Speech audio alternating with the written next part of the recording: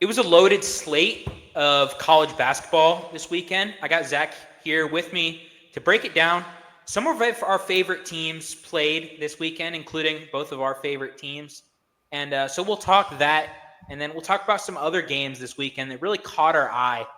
Really good slate. Doesn't look like there will be much college basketball on this week. That's, really, really good, unless I'm missing something. But This coming week? This coming week, yeah. Early in the week, I think there's like Florida UNC either Tuesday or Wednesday. Yeah, Florida UNC. That's pretty good. And then UC and Dayton is Friday. UC and Dayton, yes, that should be probably one of the best games of the week. We'll talk about both of those teams. Nothing else off the top of my head, though. Yeah. But first of all, we're going to go in chronological order, pretty much. Not exactly chronological, but I kind of have them in a specific order, so we'll just go from there. Texas A&M made a short video about my Aggies. I love them, but I don't know.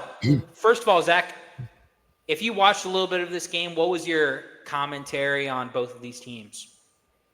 Yeah, I have not been very big on Purdue this year. They kind of – I didn't see anything out of the ordinary or anything I wasn't expecting from them in this game. I just don't think they – I mean, obviously they're a lot smaller. I mean, they play Trey Kaufman right at the 5 usually, and he's, it's severely undersized 5. But to be fair, A&M is, a team full of wings. They don't really have any centers, although in this game, I think he's their tallest player, but Pharrell Payne, I think I'm saying his name right, if I remember. Yeah, he was fantastic, but he's not one of the usual suspects for them. So it's kind of I don't want to say a blip in the radar, but an unusual occurrence, we'll say that.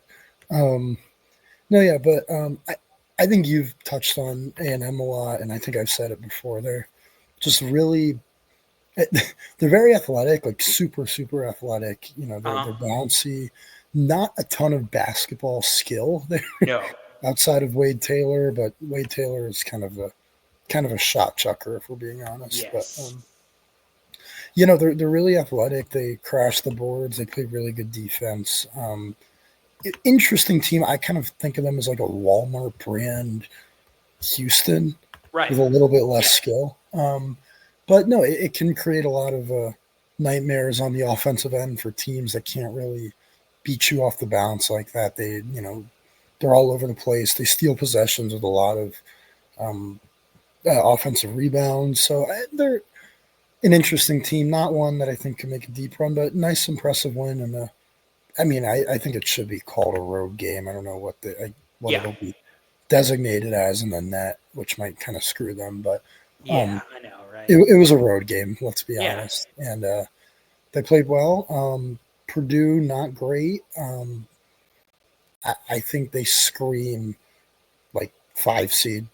I don't know. It's just like what they feel like, and maybe a little overrated as a 5 seed, to be honest. But I think their past success will carry them. But yeah, not obviously some really good players, no doubt, but not the depth. And I think it was really just kind of an Edie thing last year, to be honest with you. But yeah, they struggle on the defensive end. Offensively, they're usually fine. But yeah, they are just not great at all defensively. So, and it's going to come back to bite them in a few of these games. They get behind big, not so much yesterday, but with Maryland and I'm sorry, not Maryland, with Penn State and Marquette, they fell behind big early, and they just don't have the offense. They do have a good enough offense, but not, the defense to keep them at arm's length and to make those comebacks. So, yeah. I think you hit on everything. Just touch on a couple things that I noticed, because I ended up watching the majority of this game just because I was curious about both teams to watch them further. Purdue, I'd say Braden Smith impressed me. I'm a fan of his, even though I said he was underrated. I apologize, or overrated. I apologize for that. I don't know. I'm not sure if I would say still he's overrated. I will say though, for as good as he is, does have some turnover issues and is not the best on defense. And I think that Purdue's biggest weakness played into Texas A&M's greatest strength. I agree with you that Texas A&M might not make a run to the national championship. May have been a little overboard on that. But I just do think that continuity is really good. And 9 out of 10 players in the rotation have been there for 3 years or more. Yeah. And I think that leads to regular season success. Offensive rebounding was just the key in this game. Texas A&M just they lost the turnover battle. They had some really stupid turnovers that led to Purdue buckets. They weren't good at stopping the Purdue offense, but they kind of just killed them on the glass. Guys like Solomon Washington and Pharrell Payne and Anderson Garcia, literally all they do is just crash the glass. Yeah. That's literally all they provide on the basketball court, and they're very good at it. They're very good at it.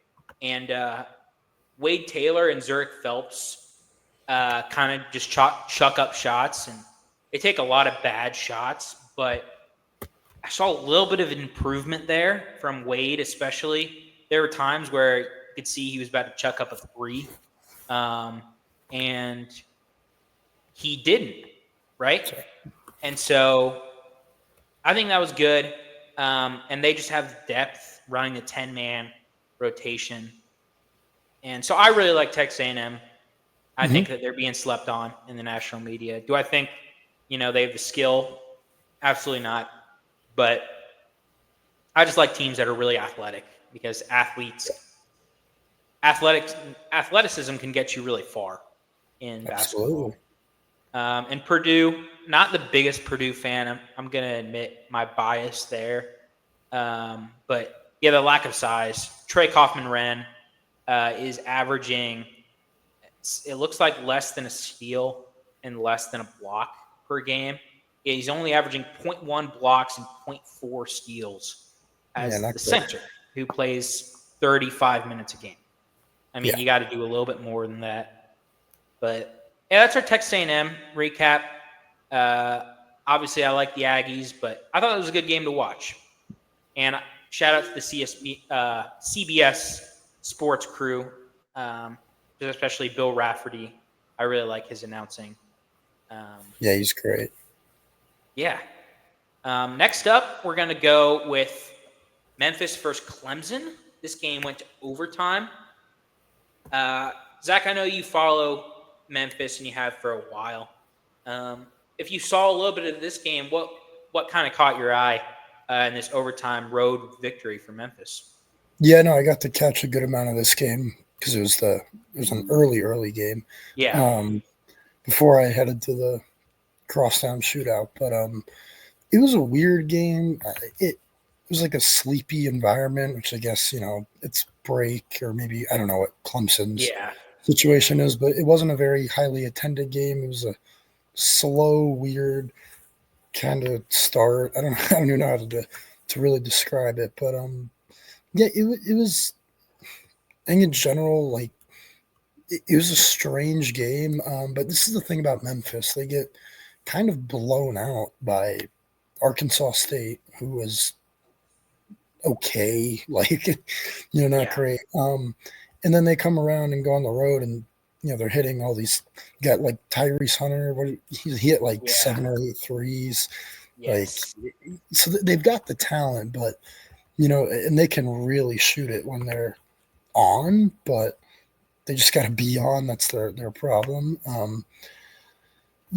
mean, they're one of the best 3-point shooting teams in the country, which, if you are, you can beat anybody. And they're not horrific defensively. They're not great, but they're not terrible. They've got size. They're usually solid rebounding. Not solid, but fine, average, give or take. But shout out our boy Victor Locken for Clemson. Yeah. I'm happy for him. He's doing great. nice double-double, like 23 and 11, I think here. Yeah. Pull it up. Still turning the ball over, but it was a weird game. I don't take too much either side out of it. Games like these happen. They're goofy. Right. Definitely a much needed win for Memphis, though. They'd been, I mean, they've gotten some nice wins, but taking a loss like that to Arkansas State when you play in a conference like the AAC is not a great one. So they really needed something to kind of wash that out, and they got what they needed. So not going to go too deep into this one, but much needed win for Memphis, and nothing like detrimental for Clemson. Still think they're solid. Absolutely. This is relatively surface level, but I think that's some great analysis, especially with the environment. It was, I believe, an 11 o'clock start time in Clemson, which is probably a little unusual for them. During break, so student section really wasn't there. There were little children who occupied majority of the student section. So they made a lot of noise and kind of kept the crowd in it a little bit. But I saw Brad Brownell several times, like trying to pump up the crowd. They didn't seem very into it for parts of the game, which isn't fault to the Clemson fan base at all.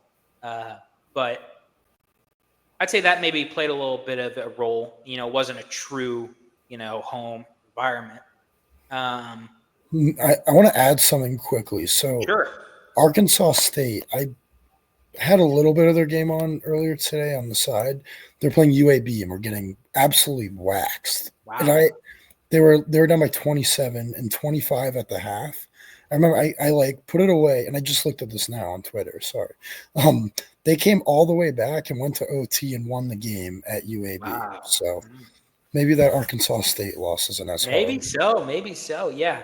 The broadcaster said that Penny Hardaway just threw away the Arkansas State tape, and they didn't watch any of it at all. Which at first I was like, okay, maybe that's not the best idea, but it was nice. They played free out there. Obviously, Tyrese Hunter was letting it fly from deep, which was really solid. Colby Rogers, the Wichita State transfer, also had a great game. Finished with 22 points and hit some big shots down the stretch to kind of force the game to overtime. Their big men weren't great, I would say, nor was PJ Haggerty, only 3 for 10 from the field. But, they did enough. They made shots and were able to rebound pretty well against Shefflin, who's the top rebounder in the nation, held him to 6 boards and only 17 points. Locken was great, which is kind of concerning at Clemson. Like, you get a really good Victor Locken game, and you still, come up a little bit short. But I wouldn't be too worried if I were Clemson, really. I don't think there's much that goes into this game. Like, these games like these happen. Would like to see a little bit less hero ball from Chase Hunter down the stretch. I mean, taking a 35-footer instead of going at the basket or getting a shot a little bit closer to win the game was a little confusing to me. He was trying to be like the Damian Lillard shot, which just isn't really a great high percentage look. But I think both teams are going to be okay. But great win for Memphis. Props to the Tiger fans out there. Yeah. So now we're going to talk about the game of the hour here. The game that we followed the most.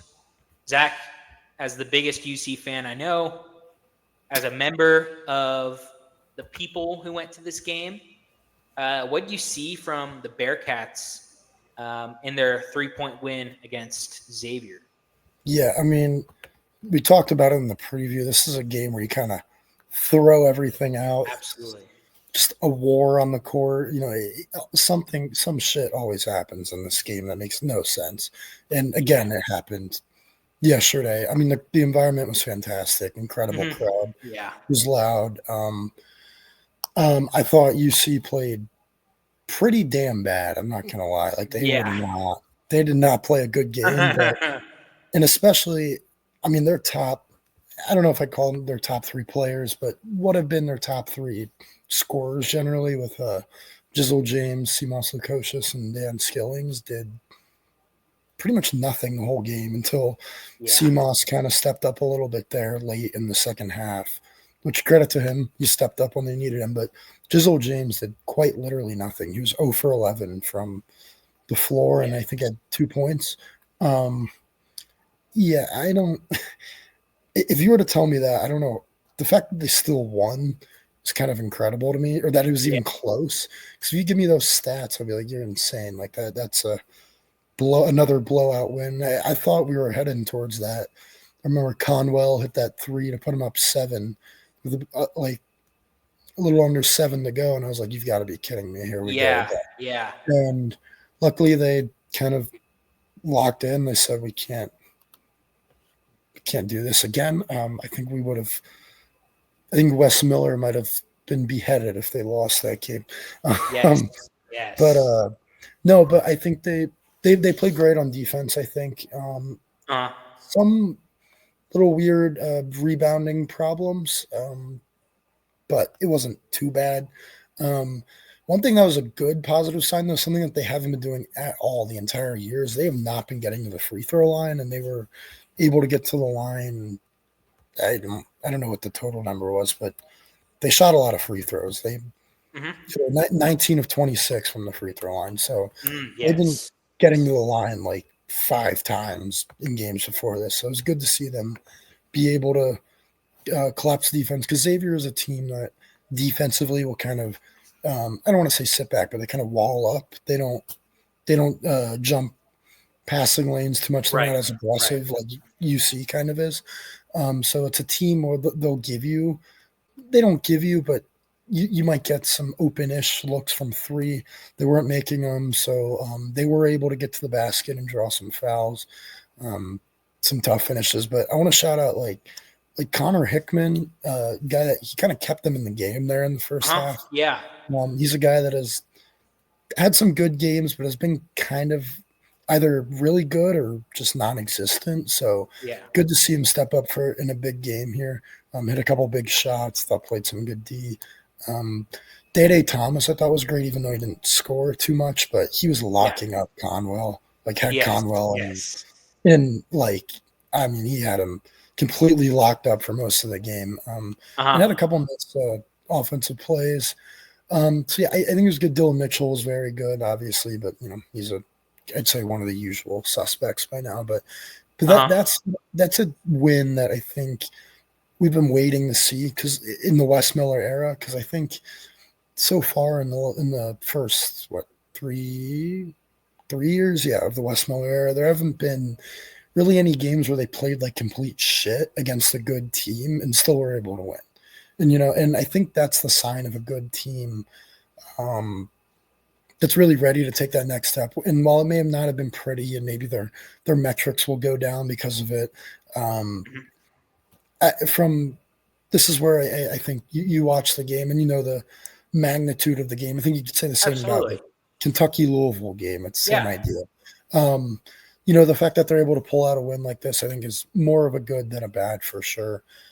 Despite how poorly they played. But yeah, big win nonetheless. Finally good to finally beat those that school. So yeah, it's been a while. Too Yeah. long. I was super happy for you and for all of the Bearcats fans that have waited a long, long time.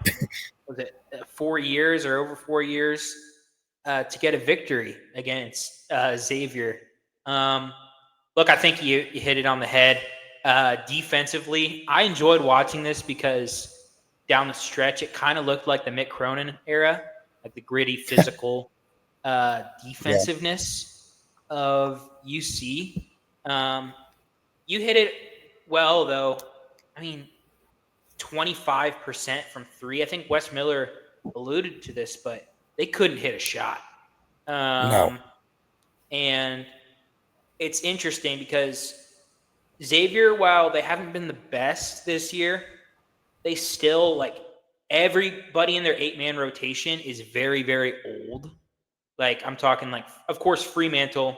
He's been there since LinkedIn, man. LinkedIn. Yes, he's been there since the dinosaurs, and some of these other guys are like, check, they're like 23, 24. Yeah. And you see they're not the youngest team in the world, but they got Jizzle James, who's starting as a sophomore. They got Dan Skillings, who's a true junior. Dylan Mitchell, true junior. And then they got a couple guys coming off the bench. We didn't play that many minutes, but they're still like freshman, sophomore guys. So it's tough to beat a old team in a rivalry game, especially when you shoot very poorly. So I think that Bearcats fans should be happy with this one. Because especially with the comeback, like I shut my computer off and I was kind of upset because when Conwell hit that 3 to put them up 7 with 7:50 to go, I was like, oh boy, UC is going to lose to Xavier again. And I couldn't have imagined how it was in the stadium, Oh my gosh, it was. It was very restless. I'll say that. So like, I was ready to slam my stuff on the ground. I was like, are you kidding me? But then I just had PTSD. It was like flashbacks over and over. Yeah. But they clawed back into it. Shout out to the guys, both Seamoss Lukosius and Dan Skillings and Jizzle James. I'll throw him in there because he made a couple of nice passes in that time frame. But, I mean, all 3 of those guys, I would say, kind of played a little poorly. I mean, very poorly. Seamoss, he led the team with 14 points, but couldn't hit a 3. But Dan Skillings wasn't very good. He looked like he was still, a little rusty coming off that injury. And then Jizzle James, like you said, 0 for 11 from the floor. But at the end of the day, I kind of compare it. I know these teams kind of aren't on the same level yet, but Patrick Mahomes and the Chiefs this year, I mean, they've played kind of poorly a lot of their games, but they're able to beat good teams because at the end of the day, Mahomes and the team make the plays to win the game. Yeah. And essentially that's what UC did here in my eyes. They got stops on defense and made shots on offense down the stretch. And yeah, Zach Fremantle, get a wide open look to tie the game at 5th third in your last rivalry game. Can't ask for a better shot, and he missed. Yeah, he choked. He did choke. So time to hit the job market, buddy. Yeah, unfortunately.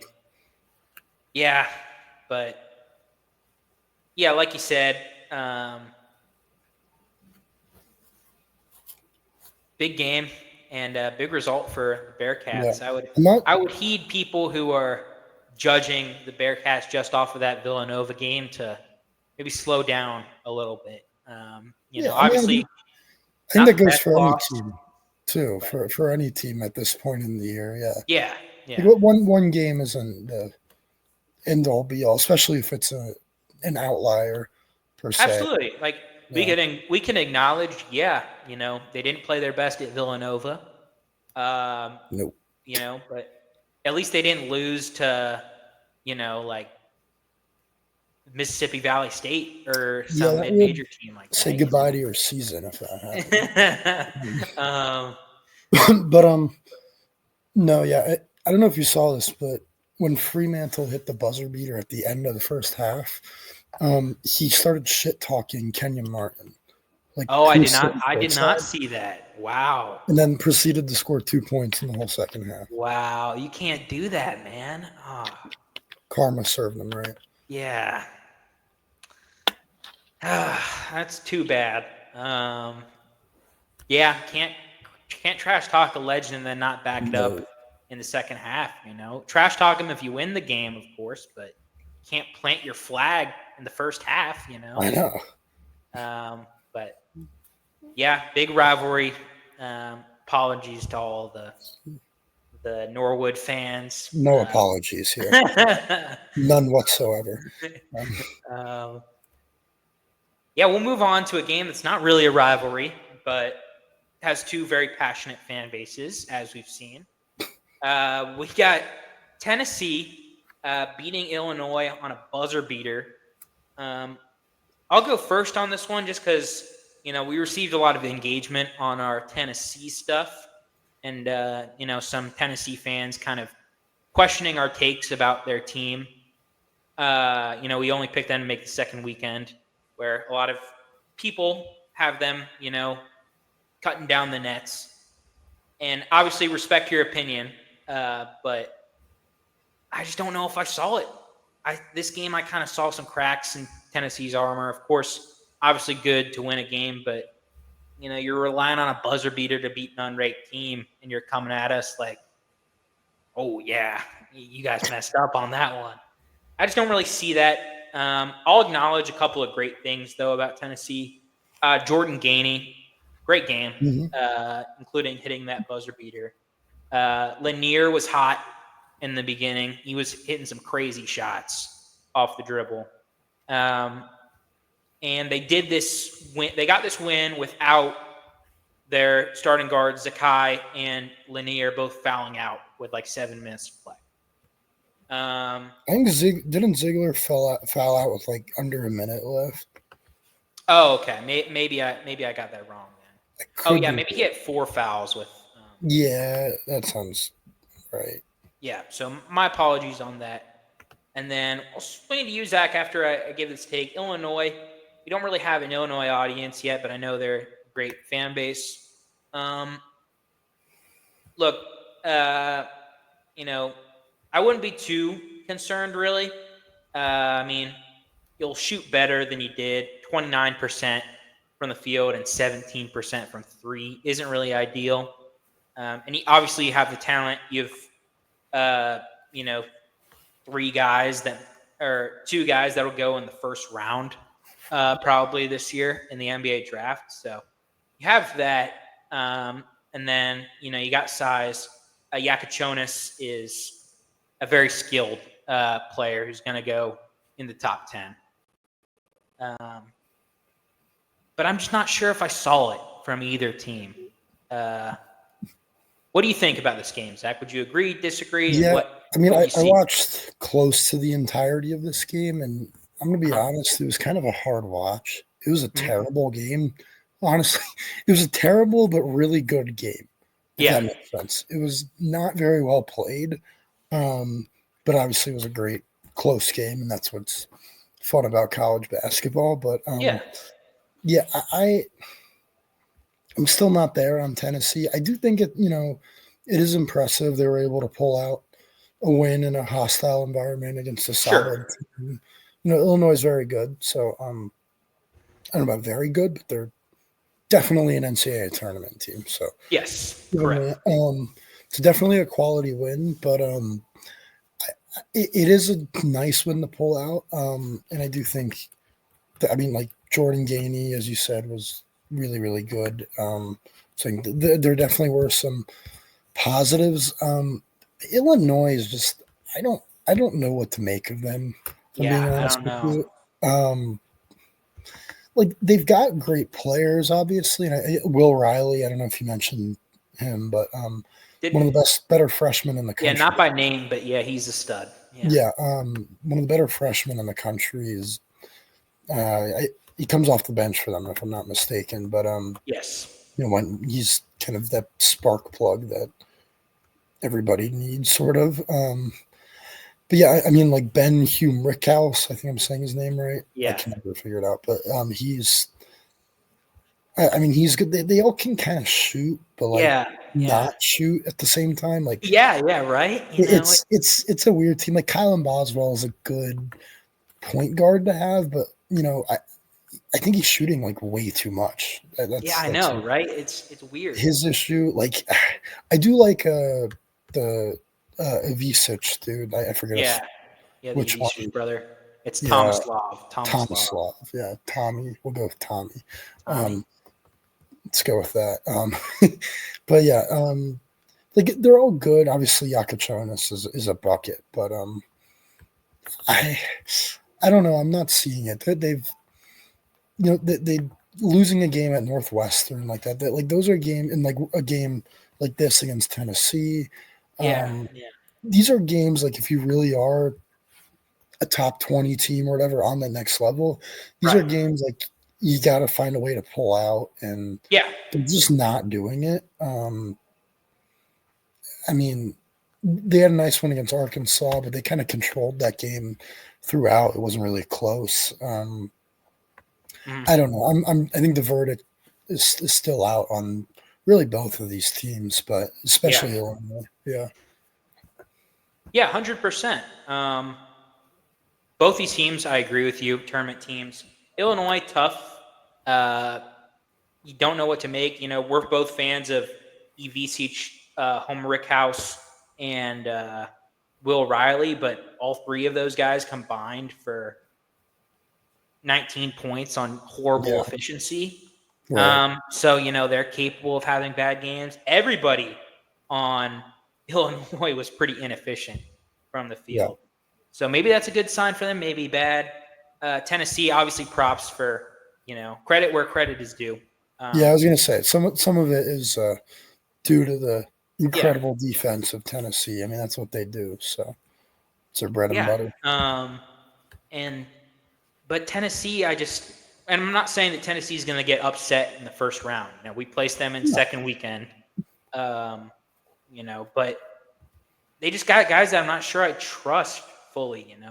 Like Igor Milicic, I like his game, and he Sure. grabbed 14 boards, but he thinks he's a 3-point shooter. He went 0 for 8, and Yeah. is That shooting was 24% from the that. three. Like, That was just a tough watch. Like, what is he doing? yeah, yeah, He's like, what absolutely. the hell? Like, Um, Zakai, as much as I love him, one of my favorite point guards in the nation, I was expecting him to take a little bit more of a jump scoring wise, yeah, scored 6 in this game. I know he's in a little bit of foul trouble, but he's only averaging 11 points per game, which isn't bad by any means, but that's the same. He's averaging the yeah. same that he did last year. Yeah, I think what kind of you're getting at here, and I think is the thing with this team is like if one or two of their if one of or two of their top three guys, whether it's Lanier, Ziegler, I mean really just one of them has like a really bad night, it's kind of a lost cause on the offensive end for them. Like they Yeah, just don't. They have guys that'll take plenty of shots, like as you said, with like Igor Milicic and Jemai Mashak isn't afraid yeah, to shoot it. But like they don't have that offensive ability without obviously like shout out to Jordan Gainey, he was fantastic. But yeah, and he's putting up close to I think 12 a game this year. But yeah. I don't know. I don't think you can rely on guys like that and against tougher opponents, in the NCAA tournament because Illinois did not play well at all, and they still No. almost were able to win this game. So Yeah. So, yeah, but like I said, wouldn't take too much stock. We'll move on. Uh, we won't spend too much time on this game, especially just because I didn't watch that much of it. Kind of box score watching this one, but Kentucky versus Louisville. Zach, if you watched, what did you see from this rivalry game? yeah, no, I was able to watch a good amount. I kind of was flipping between this and the Tennessee game. Mhm. Yeah, I don't know. I thought I saw a lot of good fight from Louisville. I was kind of impressed with their performance in this one, especially on the offensive end of things. Obviously, they are now, and they're going to be for a while down, if not the whole season, down kind of a lot of Yeah. guys due to injury. They're going to have to fight through it, and I thought they did. I thought, obviously, Chucky Hepburn was just gritty. If Yeah. anyone, he was great. Terrence Edwards was great. Yeah. Um, I liked what I saw from them. They weren't scared at all by the moment Yeah. or anything like that. They didn't really turn the ball over in a tough environment like that, which is also impressive. But yeah, obviously Lamont Butler was played out of his mind, Hmm. especially coming back from an injury. I mean, it's crazy how good he was. I mean, he got to the line a bunch. I don't think he missed a shot from the field, if I'm not mistaken. But Yep, yeah, 10%. he was incredible. Um, kind of just a good performance on both sides. Good old fashioned rivalry game. A team, it's a big underdog, kind of hanging in there for a while.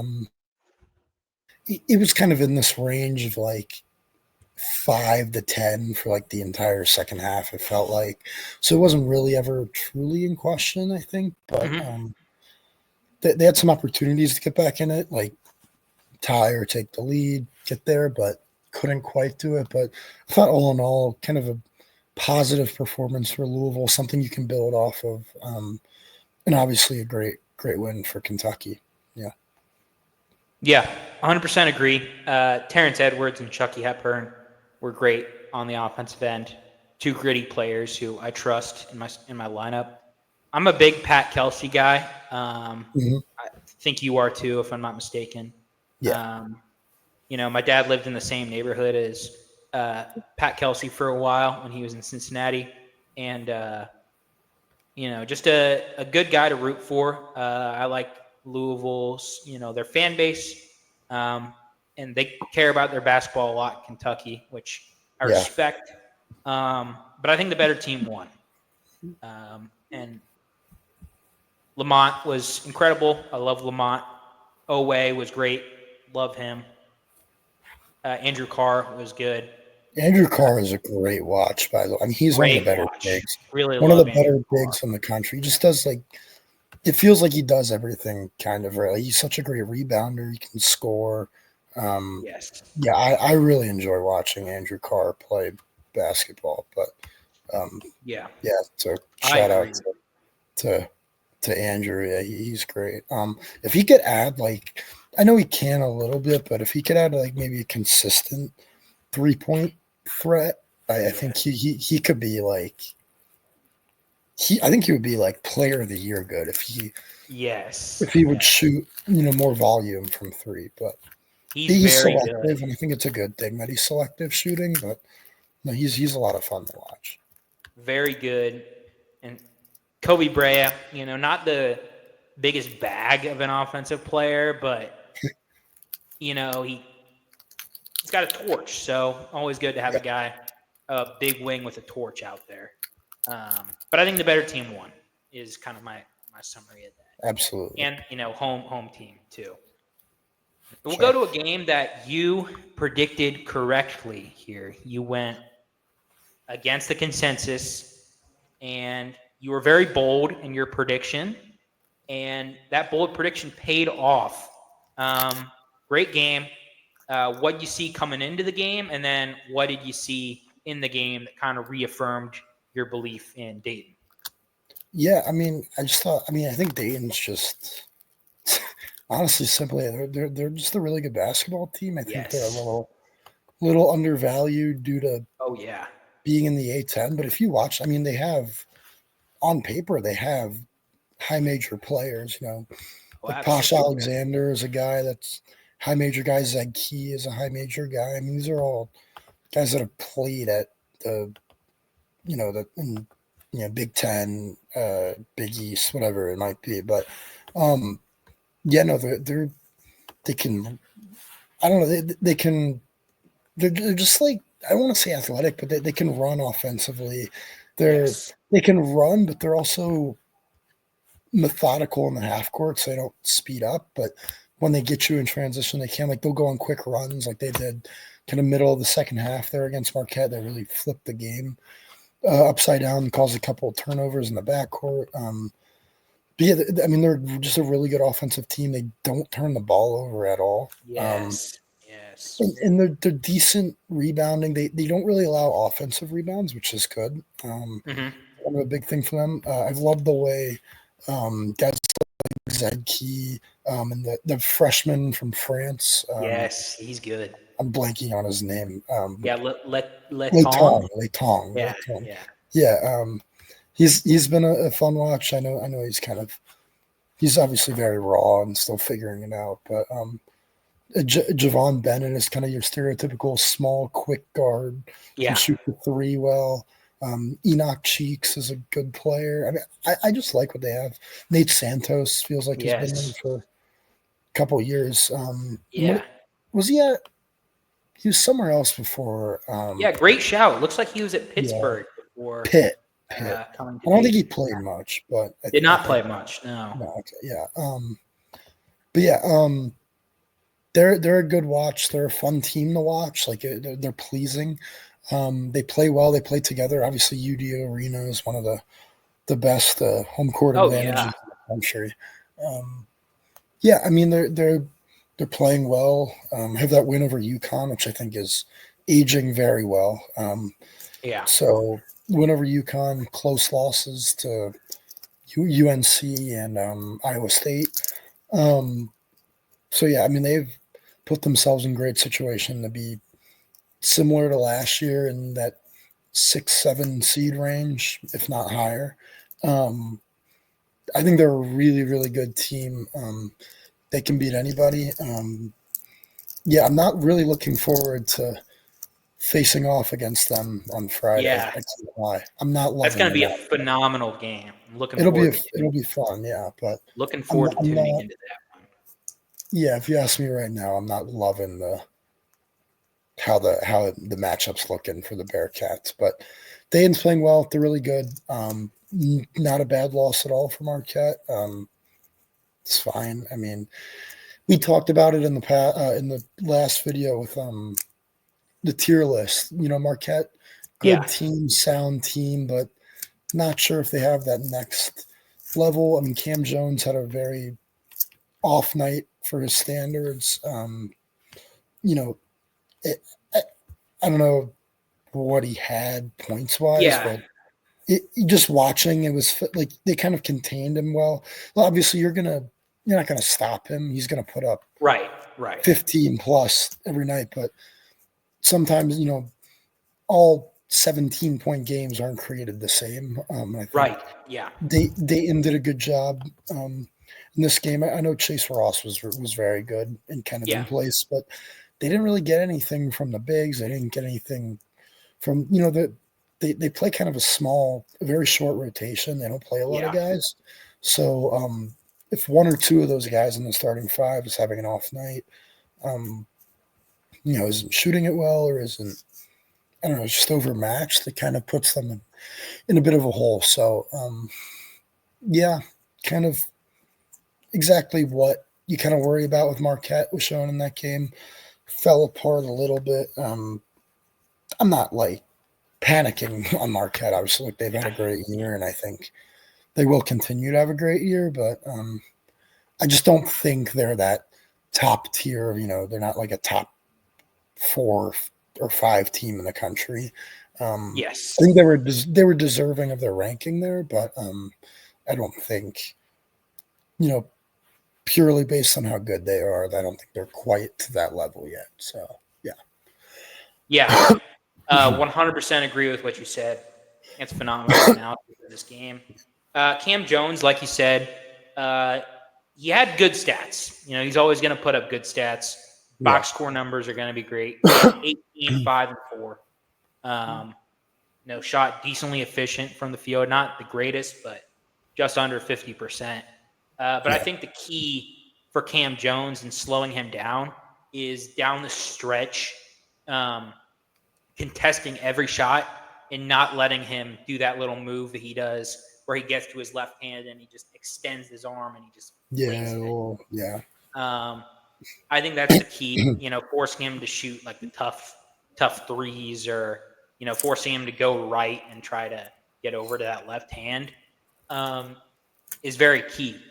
And I think Dayton did that very well. They played this game phenomenally down the stretch. Yes. Second half was better than the first half, I think. Chase Ross is a great player. I like him a lot. But I like him more as a sixth man, I think.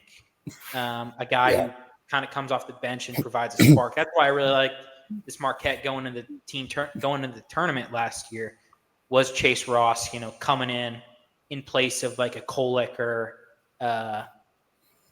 Cam Jones and kind of getting some buckets, providing that spark off the bench. But I just think the big men in this game did not impress me at all. David Joplin and Ben Gold, kind of all they do is shoot threes, and they're not really, really good at shooting threes. They can shoot threes okay off like the pick and pop sets they run with Jones, but not great rebounders. 5 rebounds combined between the two bigs. In fact, all the guards had more rebounds than the bigs. And yeah, I'm not a big fan of down low with Marquette. And Stevie Mitchell wasn't able to do the Stevie Mitchell things, that he does, like play great defense, get hustle rebounds and put them up for layups. So I think Anthony Grant had a great game plan. And on the Dayton side, really impressed. Was impressed with what I saw in Maui. 2 close losses, and they were able to bounce back and beat UConn, who we'll talk about in a couple seconds. But yeah, losing Dayron Holmes, losing Kobe Brea, and losing Kobe Elvis. Those are 3 guys that are one NBA player, and then 2 very high-level college basketball players transferred out. I would think that they would be a rebuilding year, but guys like Zed Key was great. I'm glad he's able to find. I liked him at Ohio State, and I'm glad he's able to find something there in Dayton. And Enoch Cheeks, really good player. Santos played well down the stretch. But shout out to that Dayton fan base, man. They were super loud. Love that home court arena. Never been, but I assume it's great. So shout out to them. Yeah, always a fantastic crowd there. Yeah, absolutely.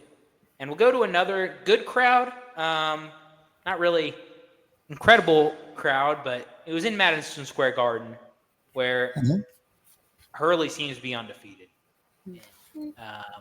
UConn takes down Gonzaga. Let's see if you predicted this one or not. Looks like you picked. I picked Gonzaga. Like Zags here. What do you see coming into the game, and what do you see going out of the game? I think there needs to be a study on UConn's performance in Maui, because they were terrible. I know, right? To their credit, they've bounced back really nicely with a few, Baylor, Texas, and now Gonzaga. Some really, really nice wins. I'm still. I don't know what to think. I don't know if they're like a top 5 team. Obviously, Liam McNeely was a beast. Yeah, I know. They've got guys that they can get some really good, minutes and scoring from. Like Solo Ball wasn't great. Caravan wasn't great at all. Yeah, and he was terrible actually. Couldn't make a 3. Yeah, I know. Well, they've got to step up, like Taris Reed. I think Jalen Stewart was another guy from off the bench. Well. So they've got options. I still don't know if they have that go-to guy for me. I'm still kind of waiting to decide on that. But on the Gonzaga side, not a great performance. Like Nemhard was okay. I thought Caleb Battle was good. He's been a very nice addition for Gonzaga. I think with them, I need to see more offensively from the bigs in these bigger games, especially against a team like a UConn that isn't that doesn't have the most size interiorly. Interior, I don't know if that's a word, but they don't have the most size on the interior, in the front court. So that size or strength. I think that's what a lot of those teams in Maui did to them. They're able to expose them a lot defensively. And I was a little bit shocked that Gonzaga wasn't able to do that as well. I have to be honest. I think they with the way, I don't think UConn played out of this world well. They played well, no doubt, but they didn't play well enough where it was like, oh, there's no chance Gonzaga was winning. I thought if Gonzaga played a better game, they probably could have easily won that game. So I don't know. We're a little bit of an interesting kind of outcome. It was a strange watch, but UConn was kind of, I don't want to say in control because Gonzaga, I think, came back and tied it, if not took the lead at one point, if I believe. Or maybe I'm making that up. I don't know. Yeah. But no, you're right. yeah. So yeah, I don't know. Obviously, a really nice win that will travel all the way to Selection Sunday for UConn, but yeah, nothing that moves the needle too much either way. I think again in this game for either team, two really good teams. One team played slightly better and they won. Had the home court advantage too. Yeah, great analysis once again. I think one thing that you said, one word you said was really good is confusing.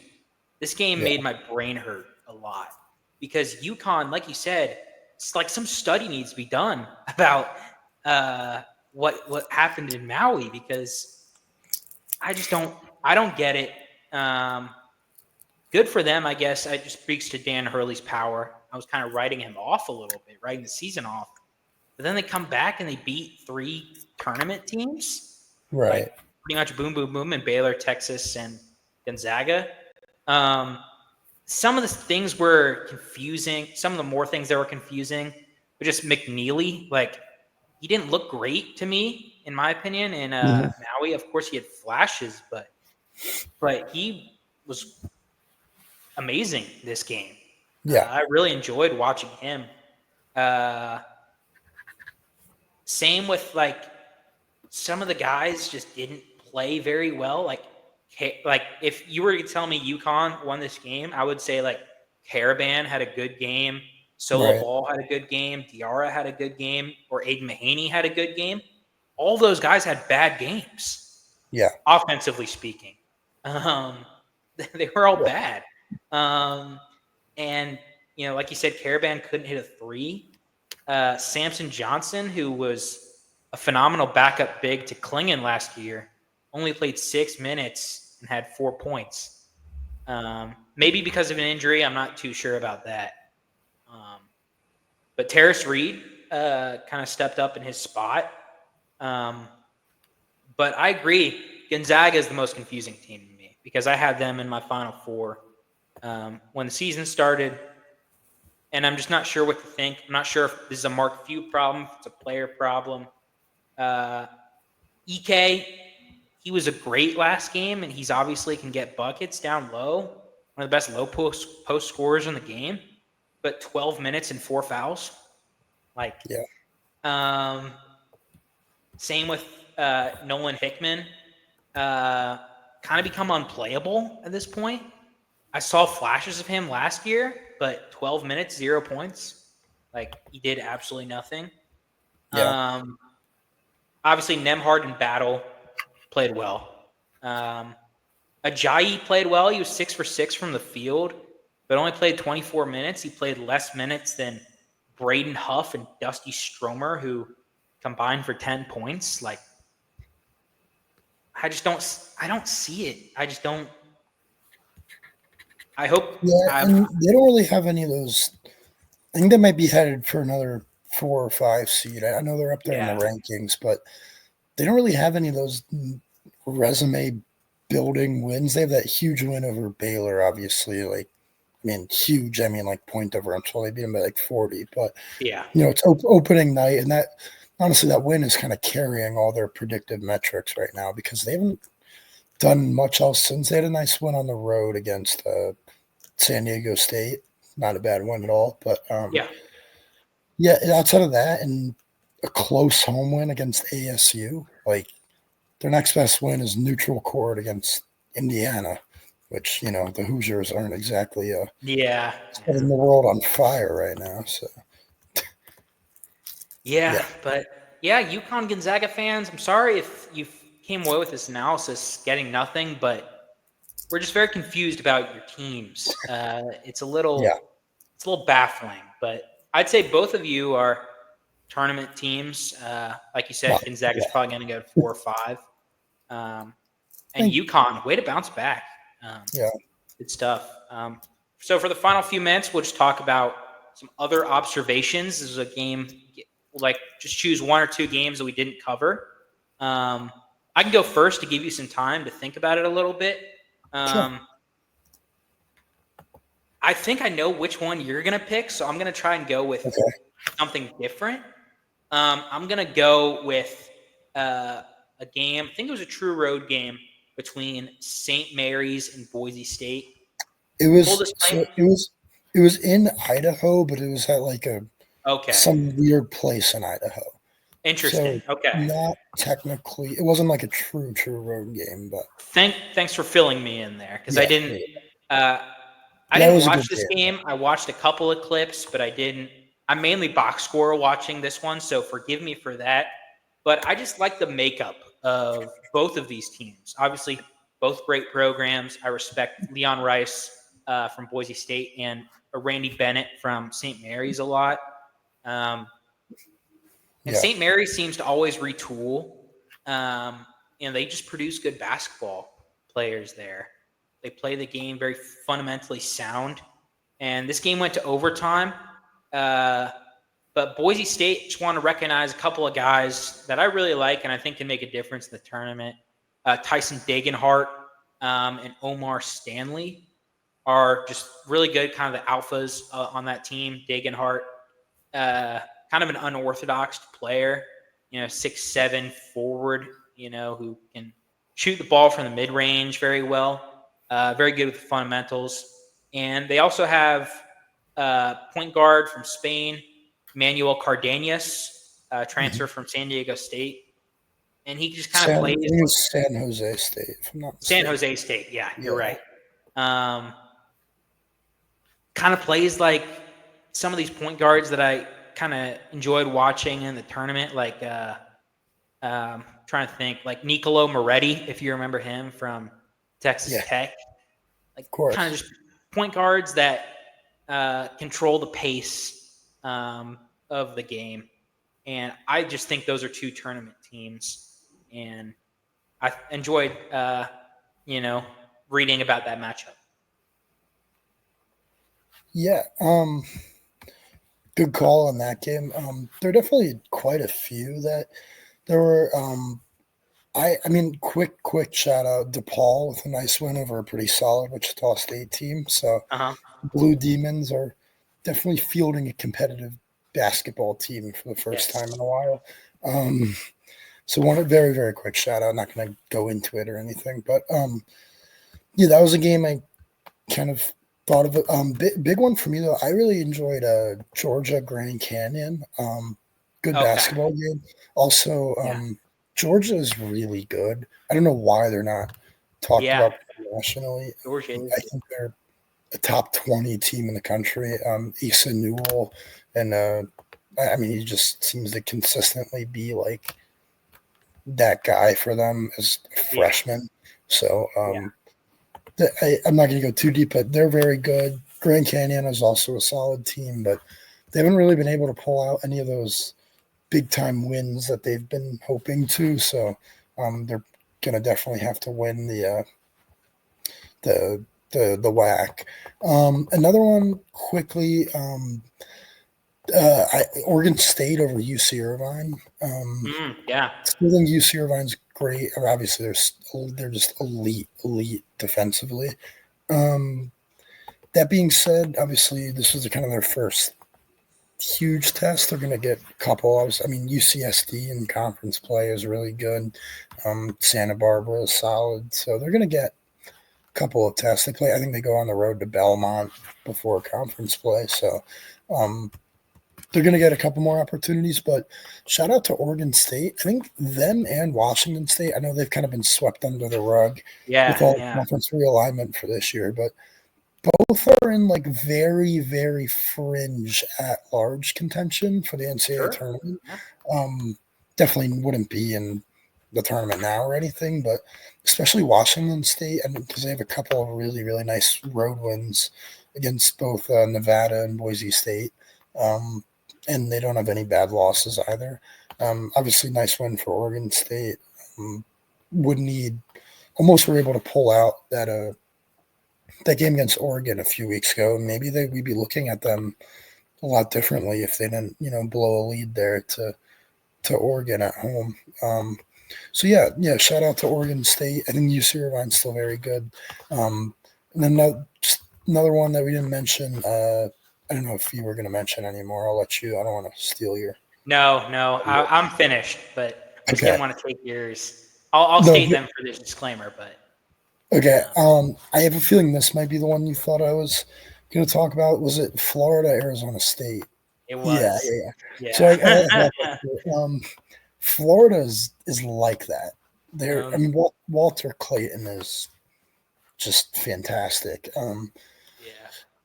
They're not crazy deep. Kind of run 7, 8 deep. Kind of rely on their top guys. Elijah Martin's been good, and Condon, the big man, has been great too. Just a really sound basketball team on the offensive end. They don't turn it over. They rebound. They rebound on the offensive end. I get it. Arizona State might not be a huge metrics team, but as you know, I love the Sun Devils this year. So the fact that they were able to kind of dominate that game, I think it was in Atlanta. Just really, they've been blowing out some decent teams as of late. So no like crazy good teams, but they're on a run here of blowing out SIU, Wake Forest, Wichita State, Virginia, and Arizona State, and those are all, good but not great basketball teams. So I know they haven't played anybody, quote unquote anybody yet, but I think they're a top 5 or 6 team in the country. I think they're that good. And then quickly, shout out to UCLA, another roadish win in Phoenix against Arizona. A classic Mick Cronin defensive battle, winning with defense, and they're able to pull that out against the struggling Wildcats team. But still, I think Arizona will be fine. I don't know. I'm still concerned for them come Big 12 play, but good win for UCLA. I think they'll be in the conversation for like a top 2 or 3 seed in the NCAA tournament come March. So, and I think, really, the UCLA and Oregon are clearly, in my opinion, the 2 best teams in the Big Ten. So, I think the Big Ten, in a very normal statement, the Big Ten runs through the West Coast. Yeah. I think you're absolutely right. For the record, I thought you were going to mention the Magnolia Madness in Tupelo with Mississippi State and McNeese. Yeah. That was a good. That was the one I did watch that game. That was a good game. But I didn't really take too much away from that. I think. Yeah. Nice win. I thought you would also touch on the Hoosiers. That was. They suck. I don't know what else to say. They're terrible. But anyway, whether you're watching through these clips or if you stuck around, would love if you subscribed and send a comment to us, and we'll definitely get back to you. Zach and I think, especially Zach, are some great people who work hard in the college basketball media field and are hoping to kind of make it toward the upper echelons. So if you liked it, please subscribe to support our channel, and we'll see you next time.